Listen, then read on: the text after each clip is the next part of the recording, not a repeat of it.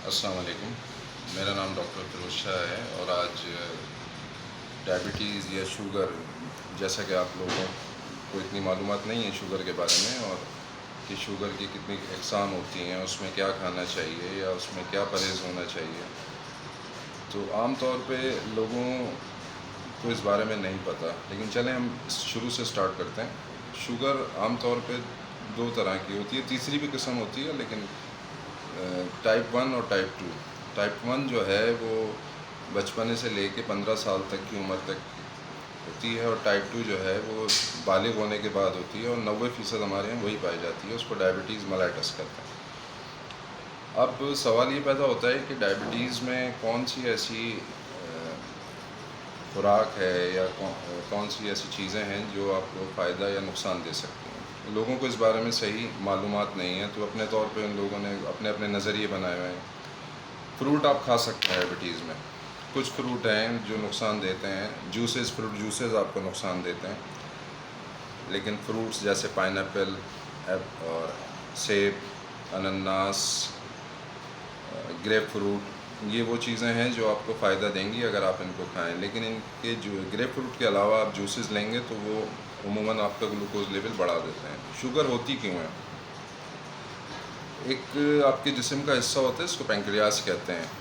اس جو آپ کے معدے کے پیچھے ہوتا ہے، اس میں ایکٹیو سیلز ہوتے ہیں، بیٹا سیلز. وہ بیٹا سیلز برن ہو جاتے ہیں. اس کی بہت ساری وجوہات ہوتی ہیں. کچھ آپ کا خاندان موروثی ہوتا ہے، کچھ یہاں ٹینشنز، کچھ ہم لوگوں کی جو خوراک ہے، جو جنک فوڈ، جو بازاری کھانے جو ہم بہت زیادہ کھاتے ہیں، یہ بھی ایک بہت بڑا ریزن ہے اس کا. تو وہ بیٹا سیلز جب جل جاتے ہیں تو وہ، جیسے آپ ٹریفک کا سگنل دیکھتے ہیں نا، جو ٹریفک کو بھیج رہا ہے تو وہ بتی جلتی ہے لال ہری، تو اس حساب سے ٹریفک جاتا ہے آتا ہے. اور اگر وہ سگنل سمجھ لیں خراب ہو جائے تو ٹریفک پھر اپنی مرضی سے آتا ہے. اور یہ آسان مثال اس لیے دے رہا ہوں تاکہ آپ کی سمجھ میں آ جائے. تو اس صورت میں وہ انسولین کنٹرول نہیں ہوتی ہے، جو انسولین کی پروڈکشن ہوتی ہے، تو اس میں بس وہ اپنی مرضی سے زیادہ ہی رہتی ہے. اس کو وہ روک نہیں سکتے بیٹا سیل، جو اصل میں اس کی سورس ہے. اور اس کے لیے بہت ساری دوائیاں ہیں، انسولین ہے. تو انسولین ڈیپینڈنٹ ڈائبٹیز جو ہوتی ہے وہ ٹائپ 1 میں عموماً پریفر کرتے ہیں کہ ٹائپ 1 میں دیں.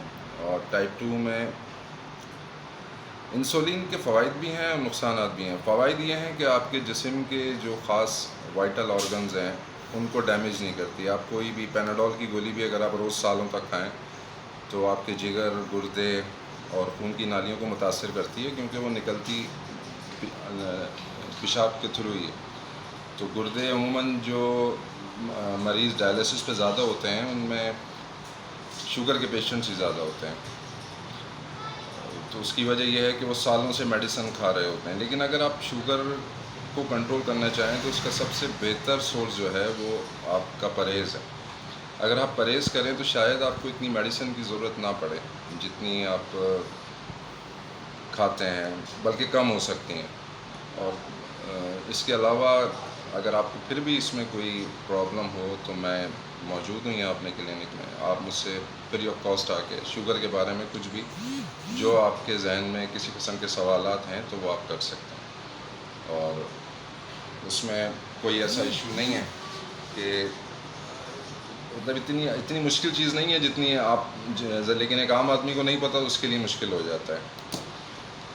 اور شوگر میں جو سب سے زیادہ فوائد ہیں، فائبر جو ہوتا ہے وہ بہت بہتر ہوتا ہے آپ کی باڈی کے لیے. فائبر سورس، وائٹ بریڈ جو ہے یا سفید آٹا جو ہے، اس میں فائبر نہیں ہوتا تو وہ بھی اتنا فائدہ مند نہیں ہوتا ہے شوگر کے مریضوں کو. اس لیے عام طور پہ یہ کہا جاتا ہے کہ بھوسی کا آٹا آپ استعمال کریں، کیونکہ اس میں فائبر ہوتا ہے اور وہ آپ کو فائدہ دیتا ہے شوگر کے مریضوں کو. اور اس کے علاوہ کوئی اور سوال آپ کا؟